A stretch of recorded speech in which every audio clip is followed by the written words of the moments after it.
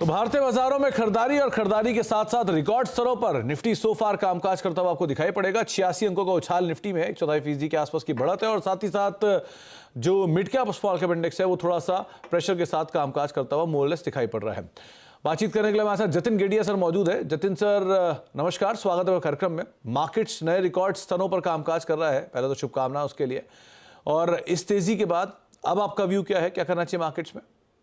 Good afternoon Sumit ji. तो हमारा जो शेरखान रिसर्च टीम का व्यू है कि कहीं ना कहीं एक सेक्टोरल रोटेशन के चलते हुए हमने मार्केट में या तो निफ्टी में हमें दिख रहा है कि एक एवरीडे एक नया हाई बनते जा रहा है और पिछले 11 दिनों से एक कंटिन्यूअसली अपमूव देखने मिल रहा है विदाउट एनी मीनिंगफुल करेक्शन। तो हमें लगता है कहीं ना कहीं जब तक ये सेक्टरल रोटेशन कंटिन्यू रहेगा, हमें लगता है कि निफ्टी में अभी भी अपसाइड पोटेंशियल है up till levels of 25,250 to 25,320 और लेवल्स, जहाँ पे उसकी डेली अपर बोलिंगर बैंड है। टेक्निकली तो हमें लगता है कि जब तक 25,050 यानी कि जो 20 आवर का मूविंग एवरेज है, जब तक वो डाउनसाइड की तरफ ब्रीच नहीं होता, तब तक हमें लगता है कि जो भी डिप्स आते हैं वो as a buying opportunity use करनी चाहिए और टारगेट में 25,320 का रहेगा ऑन दी अपसाइड।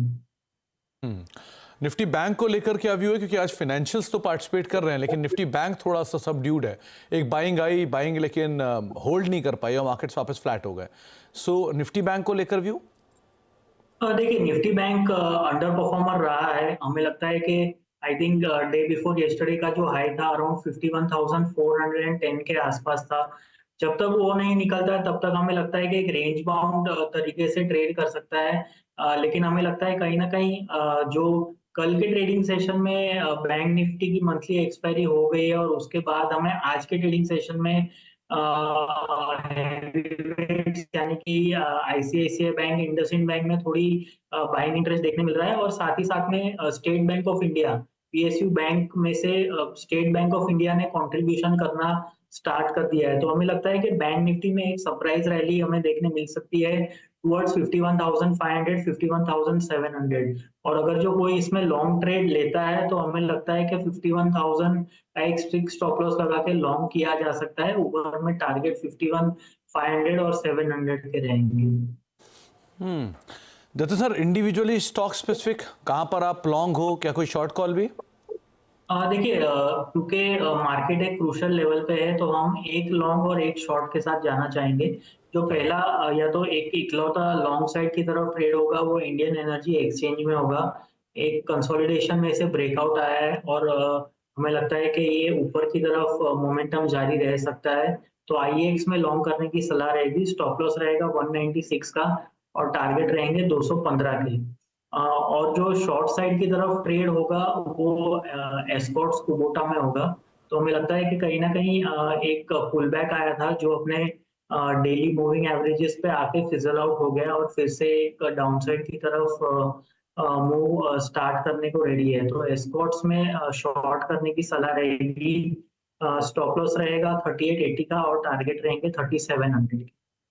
3880 का और 3700, ये एक स्टॉप लेके आप 3700 के टारगेट के लिए बिकवाली करके चल सकते हैं स्कॉट्स कुबोटा में, और खरीदारी करके चलने की राय आईईएक्स में आपको जतिन सर दे रहे हैं। चलिए आगे बातचीत जतिन सर से जारी रखूंगा, लेकिन पहले ज़रा कुछ मिड कैप के स्टॉक्स के ऊपर नजर डालते हैं। मिड कैप इंडेक्स हालांकि है तो लाल निशान में एक दायरे में कामकाज कर रहा है, लेकिन थोड़ा सा come back mid cap index ने ज़रूर दिखाया है। कौन कौन से स्टॉक्स हैं जरा एक बार उसको भी देख लेते हैं। आज मिड कैप में एक्शन है, मेटल में थोड़ा प्रेशर साइड पर, हिंदुस्तान जिंक 3% नीचे है। वो डिविडेंड एक्स भी हुआ, उसका भी एक इम्पैक्ट कह लीजिए आप, वो कल हुआ था। नाल्को, एनएमडीसी और सेल, यहाँ पर भी थोड़ा बहुत प्रेशर आज के सत्र में आता हुआ दिखाई पड़ रहा है। भारत फोर्ज ऑटो एंसिलरी से 1.5% नीचे, संवर्धना मदरसन 1.5% नीचे, बॉश 1% नीचे और वेरॉक इंजीनियरिंग 2.5% के आसपास बिकवाली यहाँ पर देखने को मिल रही है। इसके अलावा रियल स्टेट्स पे कोल्टे पाटिल 3% नीचे, डीबी रियल्टी 2.5% नीचे, पूर्वांकरा 2.5% नीचे और डीएलएफ करीब करीब 1% के बिकवाली यहाँ पर है।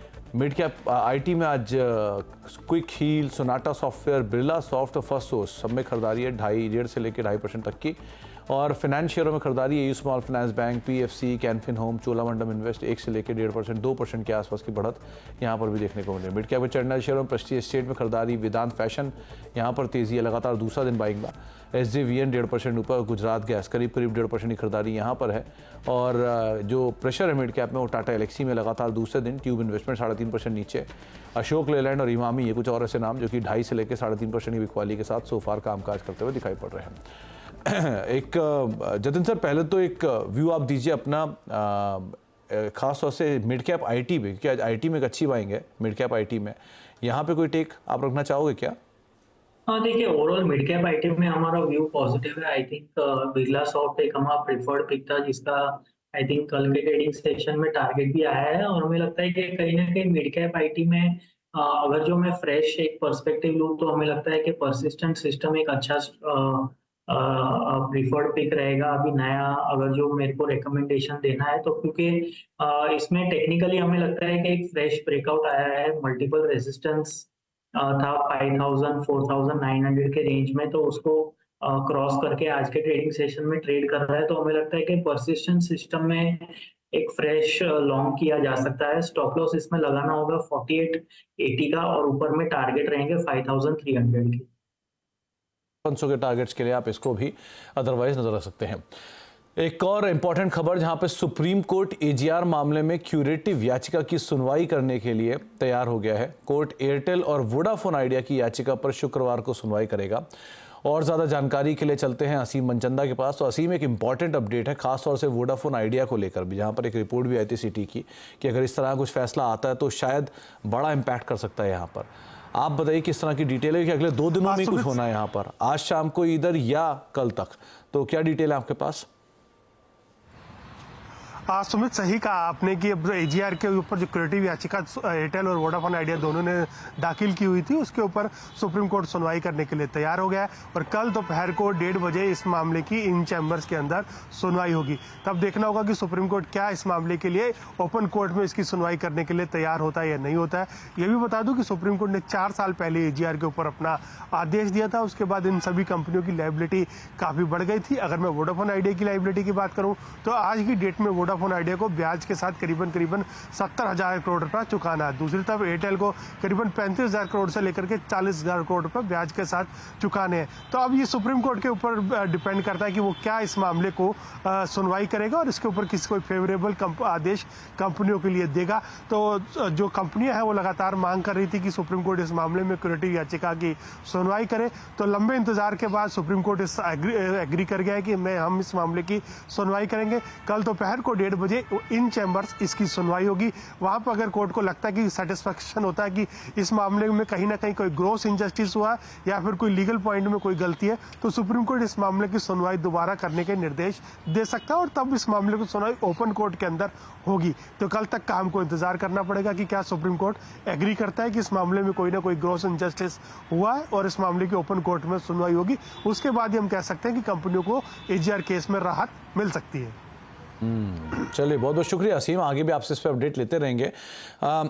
कुछ राय रखते हो क्या आप जतिन सर, ये वोडाफोन आइडिया पे या बीएसएनएल पे? क्योंकि एक रिपोर्ट भी है सिटी की, 20 रुपये के टारगेट दिए उन्होंने भी, कहा कि बड़ा इम्पैक्ट कर सकता है एजीआर केसेस में कुछ भी आता है इनके ऊपर। तो आपके पास कोई डिटेल या कुछ आप इस पर राय रखते हो क्या? देखिए, मैं फंडामेंटली कमेंट नहीं करना चाहूंगा। टेक्निकली अगर जो मेरे को कोई कमेंट करना है तो मैं आइडिया में या तो फिर भारती एयरटेल में कमेंट कर सकता हूँ। और टेक्निकली हमें लगता है कि दोनों ही स्टॉक्स हमें लगता है कि अप ट्रेंड में है। भले ही आइडिया में थोड़ा करेक्शन आया है, लेकिन अगर जो मैं इसका थोड़ा लंबी अवधि का चार्ट देखूं तो हमें लगता है कि 200 मूविंग एवरेज के बहुत ही आसपास ट्रेड कर रहा है, जो अराउंड 15 के लेवल्स है, तो लॉन्ग टर्म सपोर्ट्स के आसपास है। और अगर जो भारती एयरटेल की बात करूं, भारती एयरटेल तो ऑल टाइम हाई पे चल रहा है। तो दोनों ही स्टॉक्स में हमें लगता है कि ये जो मोमेंटम है वो कंटिन्यू रह सकता है ऑन दी अपसाइड। और अगर जो एक प्रेफर्ड पिक रहेगा तो आई थिंक आइडिया में बेटर रिस्क रिवॉर्ड अवेलेबल है करंट लेवल्स पे। ओके, तो आइडिया में थोड़ा सा रिस्क रिवॉर्ड बेटर साइड पे आपको दिखाई पड़ रहा है कंपैरेटिवली, तो आप इस खबर पे अदरवाइज भी नजर बना के रखिएगा। एक ब्रेक का वक्त हो गया, ब्रेक के बाद लौटते हैं, कुछ और अहम खबरें, कुछ और अहम ट्रिगर्स, उन पर बातचीत करते हैं छोटे ब्रेक के उस पार।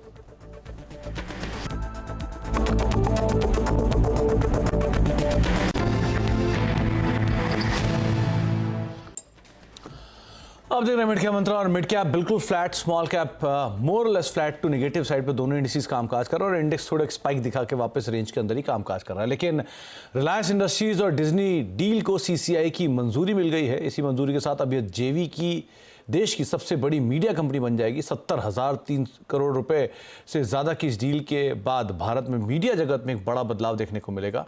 तमाम डिटेल आपके सामने रख देता हूं। सबसे पहला तो इस डील का इम्प्लीकेशन कैसा रहा और इस डील की डिटेल्स क्या है। देखिए, एक बड़ी डील को मंजूरी मिलते हुए दिखाई पड़ी है और रिलायंस और हॉटस्टार की तरफ से जो डील थी, ये करीब 70,000 करोड़ रुपए की डील है, इसको सीसीआई की तरफ से अप्रूवल आता हुआ दिखाई पड़ा है। दरअसल इस डील के बाद जो हिस्सेदारी है वो आपकी स्क्रीन पर आते हुए दिखाई पड़ेगी। रिलायंस इंडस्ट्रीज करीब 16.34% के आसपास की हिस्सेदारी रखेगा। वायोकॉम जो कि 46.82% के आसपास की हिस्सेदारी रखेगा और डिज्नी करीब 36.84% के आसपास की हिस्सेदारी रहेगी। यानी कि अगर आप मेजरली देखेंगे तो इस डील में मेजर हिस्सेदारी रिलायंस और बाकी कंपनियों की तरफ से, एसोसिएट कंपनी की तरफ से होगी। करीब रिलायंस की तरफ से इस डील में 11,500 करोड़ रुपए के आसपास का निवेश किया जाएगा और जो इस पूरी डील की वैल्यू रहेगी वो करीब 70,352 करोड़ रुपए के आसपास इस डील की पूरी वैल्यू होते हुए दिखाई पड़ेगी। इस डील के बाद एग्जीक्यूशन जब होगा तो नीता अंबानी जी इस कंपनी की नई चेयरपर्सन होंगी, इस नए जेवी की, और साथ ही साथ उदय शंकर सर जो होंगे वो वाइस चेयरपर्सन के तौर पर इस नए जीवी में आते हुए दिखाई पड़ेंगे।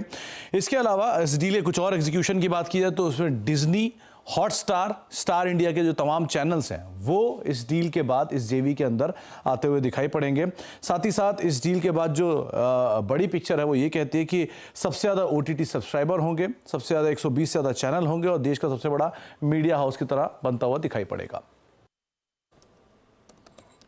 देखिए, सबसे पहले तो जो एक हाल में ही पीएफपीडब्ल्यूसी की एक रिपोर्ट आई थी तो उनका ये मानना है कि जो सालाना ग्रोथ है इस सेक्टर में वो करीब 9-9.10% के आसपास का है और 2027 तक इसका साइज 73.6 बिलियन डॉलर के आसपास पहुंचता हुआ दिखाई पड़ेगा। इसके अलावा भारत का जो वीडियो स्ट्रीमिंग मार्केट है वो भी करीब 6,850 करोड़ था 2022 तक आते आते 2025 तक अनुमान है कि करीब 9100 करोड़ रुपए के आसपास पहुंचता हुआ दिखाई पड़ेगा। ओटीटी मार्केट भी जो भी करीब $2.5 बिलियन के आसपास का ये ओटीटी मार्केट है, ये बढ़कर रफली 5.7 बिलियन या 5.3 बिलियन डॉलर के आसपास पहुंचता हुआ दिखाई पड़ेगा।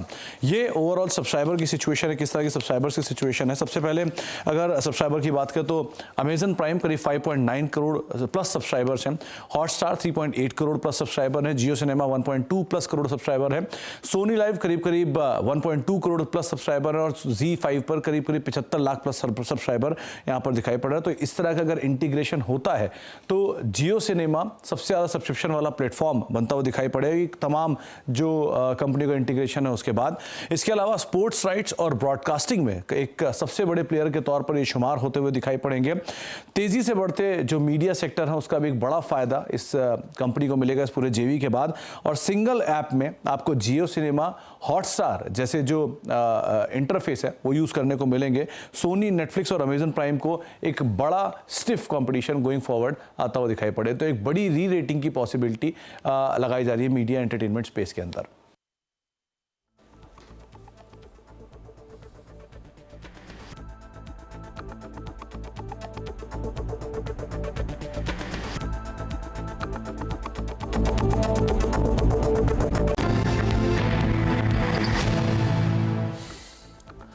आप देख रहे हैं मिड कैप मंत्रा और निफ्टी बैंक हरे निशान में कामकाज करते हुए निफ्टी बैंक भी करीब 1/4% ऊपर आ गया और निफ्टी भी मोर और लेस डे हाई के आसपास ही ट्रेड कर रहा है। इनफैक्ट नए रिकॉर्ड स्तरों के आसपास ही ट्रेड कर रहा है। जतिन, जाने से पहले एक दो नाम और जहां पर बात करना ज़रूरी है। पहला तो रिलायंस इंडस्ट्रीज, क्योंकि ये अभी तो शांत है लेकिन एक बड़ा इवेंट होके चुका है, सीसीआई का अप्रूवल, और एक बड़ा इवेंट होने वाला है जो है एजीएम। तो कैसे देख रहे हो आप रिलायंस को?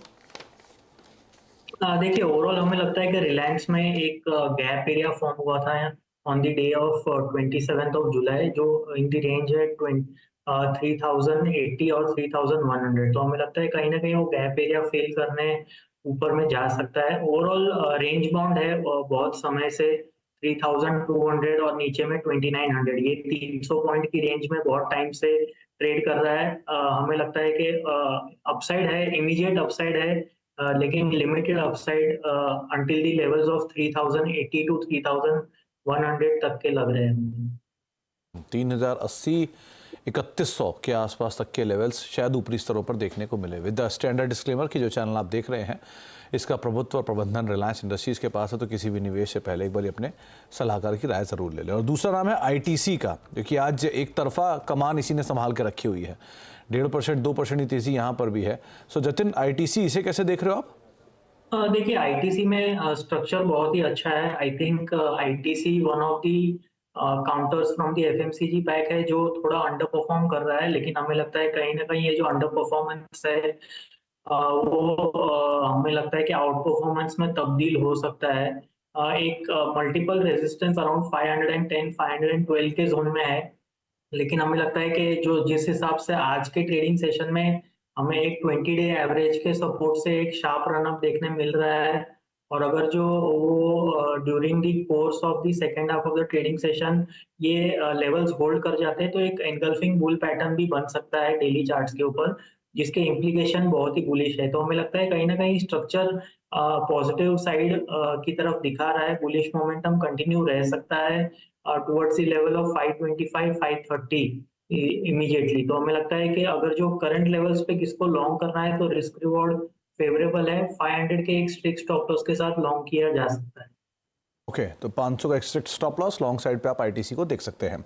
बहुत बहुत शुक्रिया जतिन हमारे साथ मौजूद रहने के लिए, सभी शेयरों पर बातचीत करने के लिए और हमसे बाजार की राय रणनीति शेयर करने के लिए। एक ब्रेक का वक्त हो गया, लेकिन जाने से पहले एक बार खिलाड़ियों का अपडेट देख लेते हैं। इस पूरे हफ्ते में किस तरह के रिटर्न आते हुए दिखाई पड़े हैं। जो बदलाव किए गए हैं प्रशांत सावंत की तरफ से किया गया है। उन्होंने टाटा एलेक्सी में खरीदारी की राय दी है 9900 के टारगेट्स के लिए। 7850 का एक स्टॉप लॉस मेंटेन करने की राय उनकी तरफ से आई है। प्रदीप चंदानी 186 रुपये के टारगेट्स के लिए आईओसी में खरीदारी कर चलने की राय दी गई है। करीब 173 174 के स्तरों पर ये कामकाज कर रहा है, उनकी तरफ से एक बदलाव ये होता हुआ दिखाई पड़ा है। Return wise negatively, steep negatively return है प्रशांत सावंत का -13% का। ब्रजेश का रिटर्न करीब 1/4% नेगेटिव, और प्रदीप जो कि इस पूरे हफ्ते अब तक लगातार पॉजिटिव साइड पर रहे हैं 6.5% के पॉजिटिव रिटर्न के साथ वो कामकाज करते हुए दिखाई पड़ रहे हैं। एक ब्रेक का वक्त है, ब्रेक के उस पार रिलायंस एजीएम से जुड़ा एक बड़ा अपडेट आपके लिए, छोटे से ब्रेक के उस तरफ। नमस्कार।